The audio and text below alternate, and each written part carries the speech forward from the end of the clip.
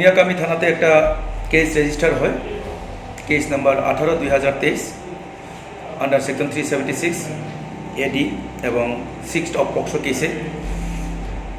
Complain হচ্ছে যে গতকাল লক্ষ্মী পূজার প্রসাদ খেতে বেরিয়েছিল দুই বান্ধবী, দুজনেই 17 বছরের নিচে। তার সঙ্গে তাদের বন্ধু ছিল, ছেলে বন্ধু দুজন। তাদেরকে রাস্তায় পেয়ে সেই পাড়ারই একটা ছেলে ওই মেয়েটিকে এবং বাকি দুজন ছেলেকে তাড়িয়ে দেয় ধমকি দিয়ে, ভয়ভীতি দেখিয়ে। তারপর ছেলেটার নাম হচ্ছে ক্ষিতীশ দেববর্মা, ডাকনাম পাঞ্চারায়। সঙ্গে অজয় দেববর্মা ছিল এবং সুবিকাশ দেববর্মা ছিল। সবারই বয়স 18 থেকে 20 বছর।